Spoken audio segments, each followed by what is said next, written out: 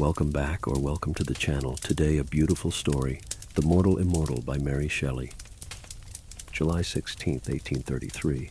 This is a memorable anniversary for me. On it I complete my 323rd year. The Wandering Jew? Certainly not. More than 18 centuries have passed over his head. In comparison with him, I am a very young immortal. Am I then immortal? This is a question which I have asked myself by day and night for now 303 years, and yet cannot answer it. I detected a gray hair amidst my brown locks this very day, that surely signifies decay.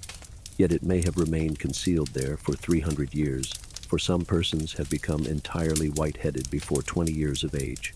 I will tell my story, and my reader shall judge for me.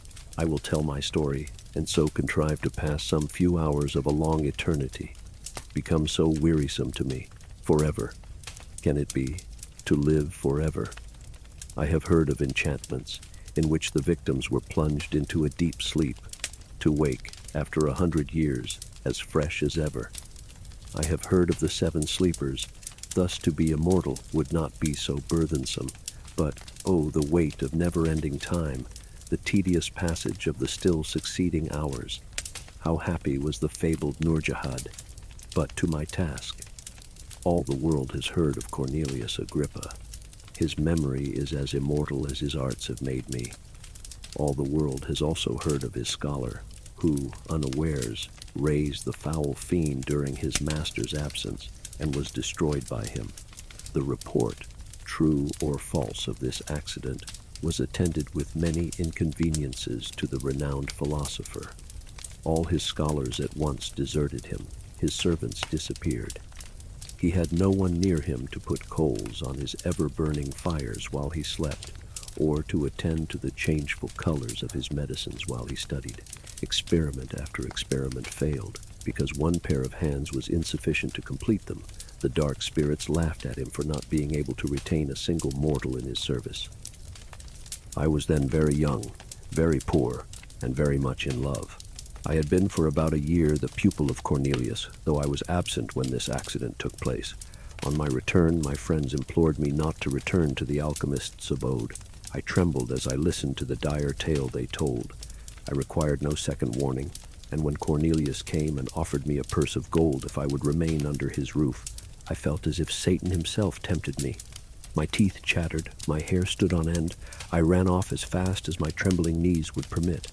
My failing steps were directed whither for 2 years they had every evening been attracted, a gently bubbling spring of pure living water, beside which lingered a dark-haired girl, whose beaming eyes were fixed on the path I was accustomed each night to tread.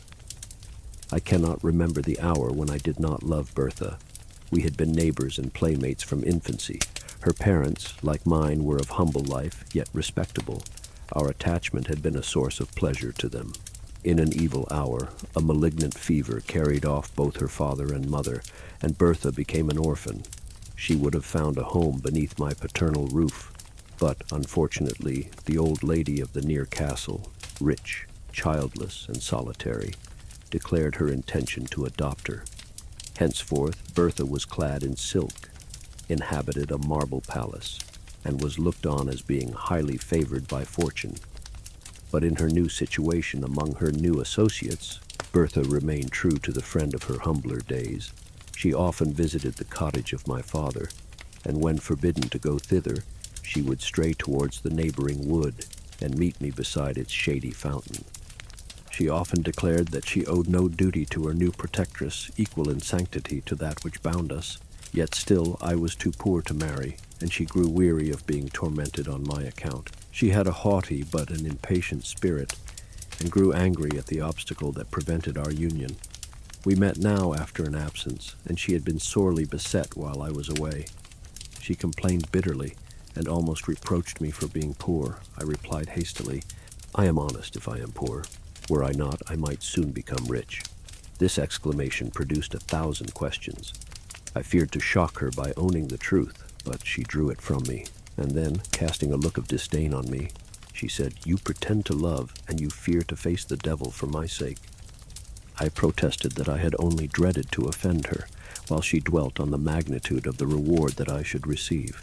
Thus encouraged, shamed by her, Led on by love and hope, laughing at my later fears with quick steps and a light heart, I returned to accept the offers of the alchemist and was instantly installed in my office. A year passed away. I became possessed of no insignificant sum of money. Custom had banished my fears. In spite of the most painful vigilance, I had never detected the trace of a cloven foot, nor was the studious silence of our abode ever disturbed by demoniac howls. I still continued my stolen interviews with Bertha, and hope dawned on me. Hope, but not perfect joy, for Bertha fancied that love and security were enemies, and her pleasure was to divide them in my bosom. Though true of heart, she was something of a coquette in manner. I was jealous as a Turk. She slighted me in 1,000 ways, yet would never acknowledge herself to be in the wrong. She would drive me mad with anger, and then force me to beg her pardon. Sometimes she fancied that I was not sufficiently submissive, and then she had some story of a rival favored by her protectress. She was surrounded by silk-clad youths, the rich and gay. What chance had the sad-robed scholar of Cornelius compared with these? On one occasion, the philosopher made such large demands upon my time that I was unable to meet her as I was wont. He was engaged in some mighty work, and I was forced to remain, day and night, feeding his furnaces and watching his chemical preparations. Bertha waited for me in vain at the fountain. Her haughty spirit fired at this neglect, and when at last I stole out during a few short minutes allotted to me for slumber, and hoped to be consoled by her, she received me with disdain, dismissed me in scorn, and vowed that any man should possess her hand rather than he who could not be in 2 places at once for her sake. She would be revenged, and truly she was. In my dingy retreat I heard that she had been hunting, attended by Albert Hoffer. Albert Hoffer was favored by her protectress, and the 3 passed in cavalcade before my smoky window. Methought that they mentioned my name. It was followed by a laugh of derision. As her dark eyes glanced contemptuously towards my abode, jealousy, with all its venom and all its misery, entered my breast. Now I shed a torrent of tears to think that I should never call her mine, and anon I imprecated 1,000 curses on her inconstancy. Yet still I must stir the fires of the alchemist, still attend on the changes of his unintelligible medicines. Cornelius had watched for 3 days and nights, nor closed his eyes. The progress of his alembics was slower than he expected. In spite of his anxiety, sleep waited upon his eyelids. Again and again he threw off drowsiness with more than human energy. Again and again it stole away his senses. He eyed his crucibles wistfully. "Not ready yet," he murmured. "Will another night pass before the work is accomplished? Winzy, you are vigilant, you are faithful. You have slept, my boy, you slept last night. Look at that glass vessel. The liquid it contains is of a soft rose color. The moment it begins to change hue, awaken me. Till then I may close my eyes. First it will turn white, and then emit golden flashes. But wait not till then. When the rose color fades, rouse me." I scarcely heard the last words, muttered as they were in sleep. Even then he did not quite yield to nature. "Winzy, my boy," he again said, "do not touch the vessel. Do not put it to your lips. It is a filter to cure love. You would not cease to love your Bertha. Beware to drink." And he slept. His venerable head sunk on his breast, and I scarce heard his regular breathing. For a few minutes I watched the vessel. The rosy hue of the liquid remained unchanged. Then my thoughts wandered. They visited the fountain, and dwelt on 1,000 charming scenes never to be renewed. Never. Serpents and adders were in my heart as the word "never" half formed itself on my lips. False girl, false and cruel. Nevermore would she smile on me as that evening she smiled on Albert. Worthless, detested woman. I would not remain unrevenged. She should see Albert expire at her feet. She should die beneath my vengeance. She had smiled in disdain and triumph. She knew my wretchedness and her power. Yet what power had she? The power of exciting my hate, my utter scorn, my, all but indifference. Could I attain that? Could I regard her with careless eyes, transferring my rejected love to one fairer and more true, that were indeed a victory?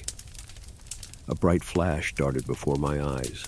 I had forgotten the medicine of the adept. I gazed on it with wonder. Flashes of admirable beauty, more bright than those which the diamond emits when the sun's rays are on it. glanced from the surface of the liquid, and odor the most fragrant and grateful stole over my sense. The vessel seemed one globe of living radiance, lovely to the eye, and most inviting to the taste. The first thought, instinctively inspired by the grosser sense, was, I must drink. I raised the vessel to my lips. It will cure me of love, of torture. Already I had quaffed half of the most delicious liquor ever tasted by the palate of man. When the philosopher stirred, I started. I dropped the glass. The fluid flamed and glanced along the floor, while I felt Cornelius's gripe at my throat as he shrieked aloud, "Wretch, you have destroyed the labor of my life." The philosopher was totally unaware that I had drunk any portion of his drug. His idea was, and I gave a tacit assent to it, that I had raised the vessel from curiosity, and that, frightened at its brightness, and the flashes of intense light it gave forth, I had let it fall. I never undeceived him. The fire of the medicine was quenched. The fragrance died away. He grew calm, as a philosopher should under the heaviest trials, and dismissed me to rest. I will not attempt to describe the sleep of glory and bliss which bathed my soul in paradise during the remaining hours of that memorable night. Words would be faint and shallow types of my enjoyment, or of the gladness that possessed my bosom when I woke. I trod air, my thoughts were in heaven.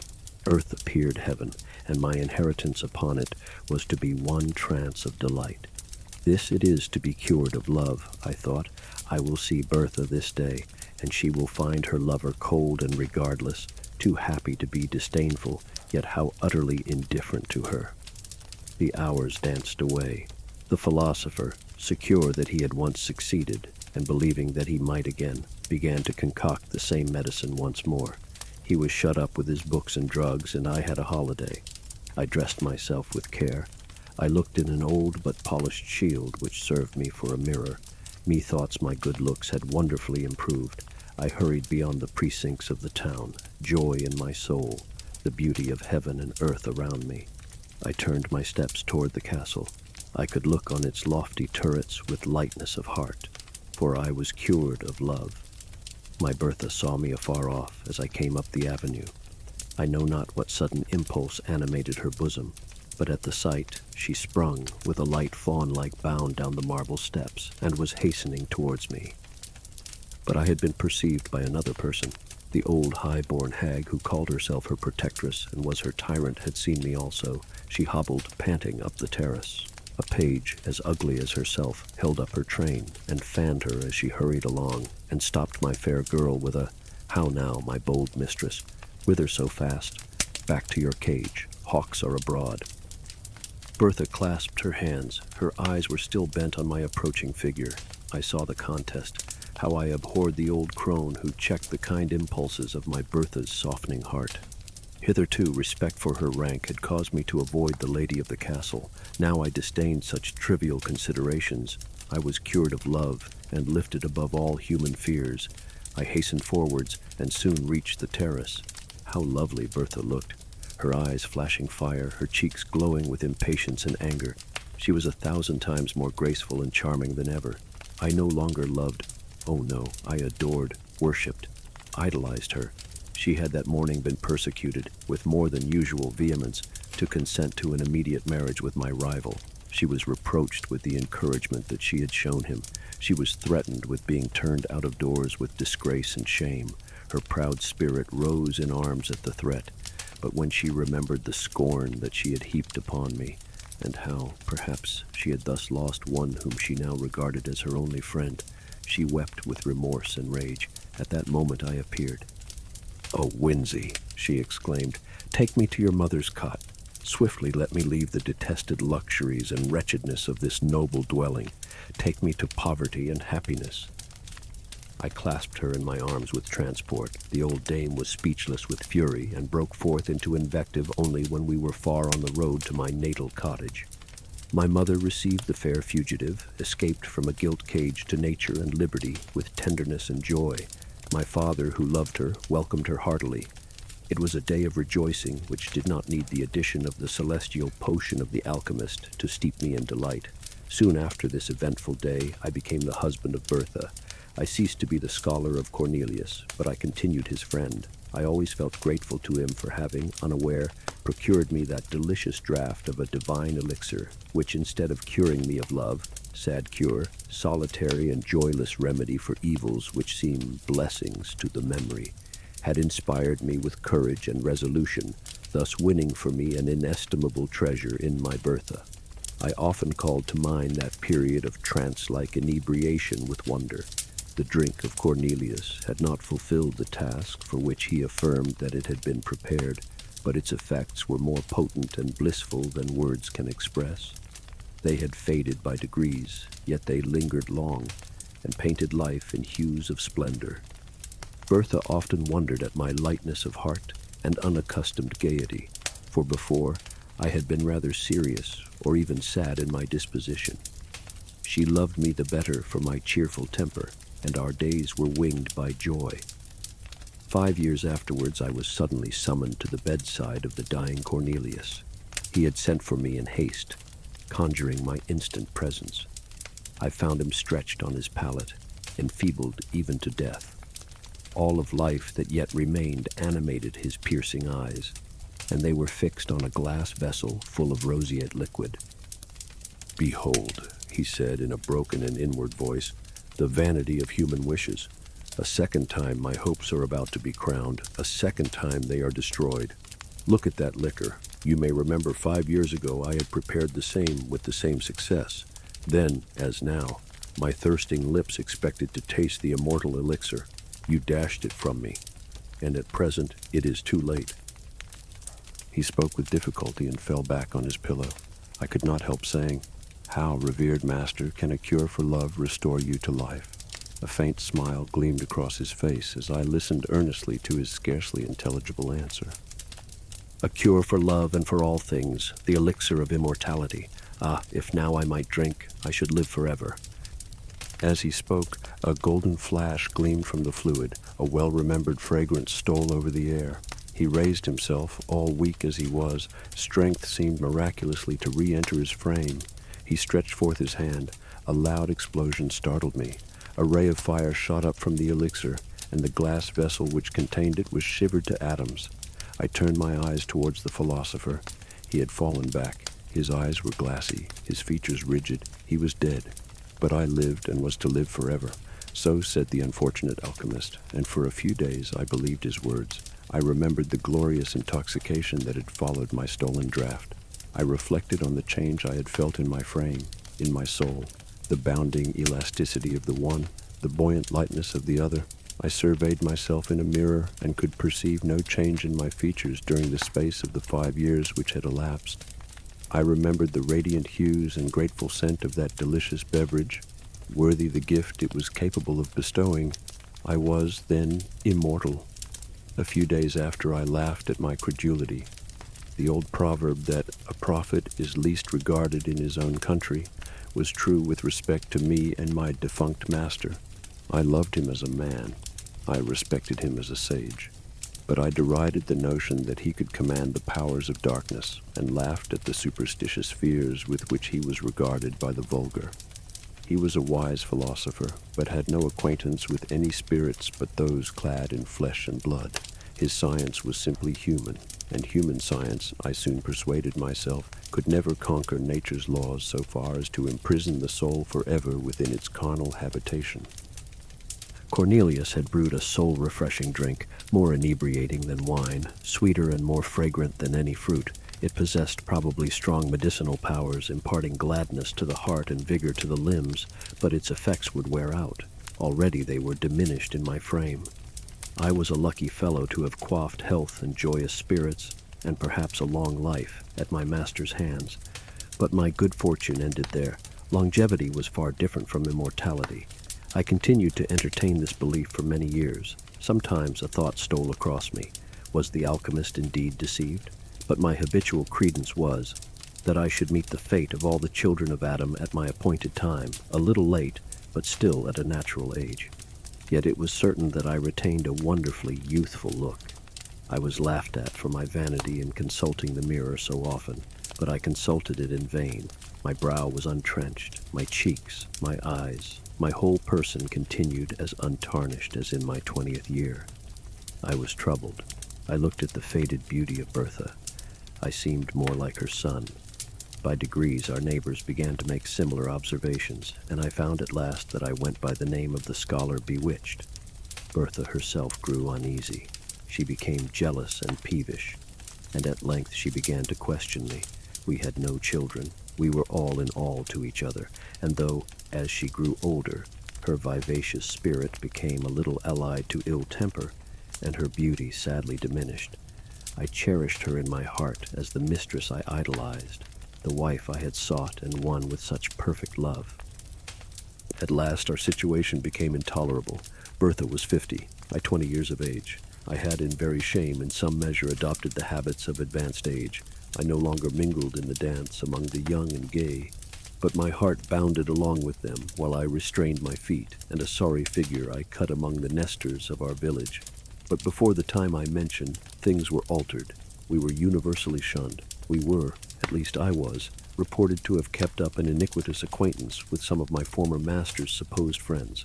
Poor Bertha was pitied, but deserted. I was regarded with horror and detestation. What was to be done? We sat by our winter fire. Poverty had made itself felt, for none would buy the produce of my farm, and often I had been forced to journey 20 miles to some place where I was not known, to dispose of our property. It is true, we had saved something for an evil day. That day was come. We sat by our lone fireside, the old-hearted youth and his antiquated wife. Again, Bertha insisted on knowing the truth. She recapitulated all she had ever heard said about me, and added her own observations. She conjured me to cast off the spell. She described how much more comely gray hairs were than my chestnut locks. She descanted on the reverence and respect due to age, how preferable to the slight regard paid to mere children. Could I imagine that the despicable gifts of youth and good looks outweighed disgrace, hatred, and scorn? Nay, in the end I should be burnt as a dealer in the black art, while she, to whom I had not deigned to communicate any portion of my good fortune, might be stoned as my accomplice. At length she insinuated that I must share my secret with her, and bestow on her like benefits to those I myself enjoyed, or she would denounce me, and then she burst into tears. Thus beset, methought it was the best way to tell the truth. I reveled it as tenderly as I could, and spoke only of a very long life, not of immortality, which representation indeed coincided best with my own ideas. When I ended, I rose and said, "And now, my Bertha, will you denounce the lover of your youth? You will not, I know, but it is too hard, my poor wife, that you should suffer for my ill luck and the accursed arts of Cornelius. I will leave you. You have wealth enough, and friends will return in my absence. I will go. Young as I seem and strong as I am, I can work and gain my bread among strangers, unsuspected and unknown. I loved you in youth. God is my witness that I would not desert you in age, but that your safety and happiness require it." I took my cap and moved toward the door. In a moment Bertha's arms were round my neck, and her lips were pressed to mine. "No, my husband, my Winzy," she said, "you shall not go alone. Take me with you. We will remove from this place, and, as you say, among strangers we shall be unsuspected and safe. I am not so old as quite to shame you, my Winzy, and I dare say the charm will soon wear off, and, with the blessing of God, you will become more elderly looking, as is fitting. You shall not leave me." I returned the good soul's embrace heartily. "I will not, my Bertha, but for your sake I had not thought of such a thing. I will be your true, faithful husband while you are spared to me, and do my duty by you to the last." The next day, we prepared secretly for our emigration. We were obliged to make great pecuniary sacrifices. It could not be helped. We realized a sum sufficient, at least, to maintain us while Bertha lived, and without saying adieu to anyone, quitted our native country to take refuge in a remote part of western France. It was a cruel thing to transport poor Bertha from her native village and the friends of her youth to a new country, new language, new customs. The strange secret of my destiny rendered this removal immaterial to me, but I compassionated her deeply, and was glad to perceive that she found compensation for her misfortunes in a variety of little ridiculous circumstances. Away from all telltale chroniclers, she sought to decrease the apparent disparity of our ages by 1,000 feminine arts, rouge, youthful dress, and assumed juvenility of manner. I could not be angry. Did I not myself wear a mask? Why quarrel with hers because it was less successful? I grieved deeply when I remembered that this was my Bertha, whom I had loved so fondly and won with such transport, the dark-eyed, dark-haired girl with smiles of enchanting archness and a step like a fawn, this mincing, simpering, jealous old woman. I should have revered her gray locks and withered cheeks, but thus it was my work, I knew, but I did not the less deplore this type of human weakness. Her jealously never slept. Her chief occupation was to discover that, in spite of outward appearances, I was myself growing old. I verily believe that the poor soul loved me truly in her heart, but never had woman so tormenting a mode of displaying fondness.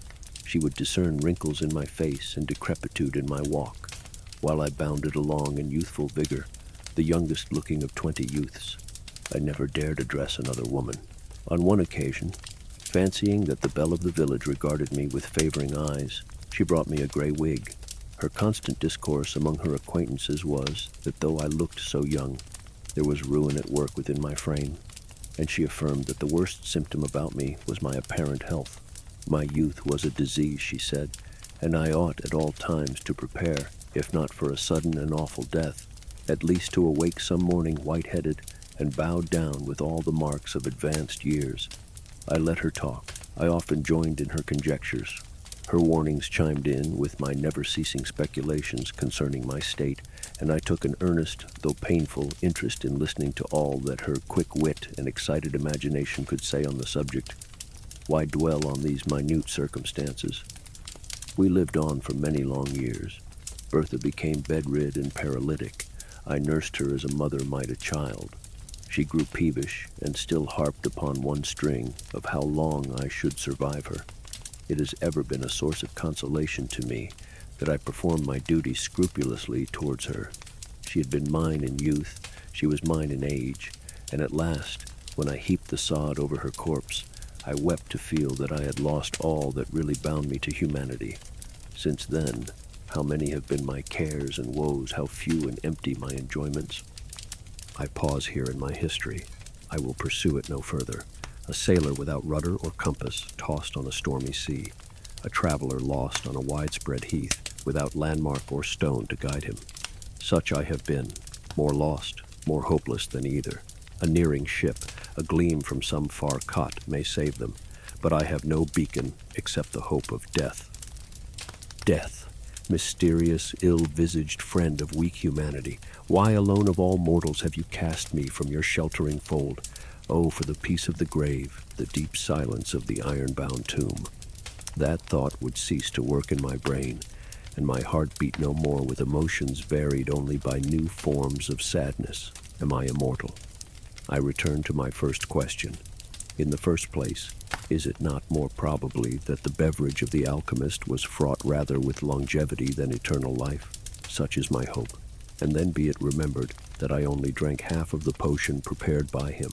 Was not the whole necessary to complete the charm? To have drained half the elixir of immortality is but to be half immortal. My forever is thus truncated and null. But again, who shall number the years of the half of eternity? I often try to imagine by what rule the infinite may be divided. Sometimes I fancy age advancing upon me. One gray hair I have found. Fool, do I lament?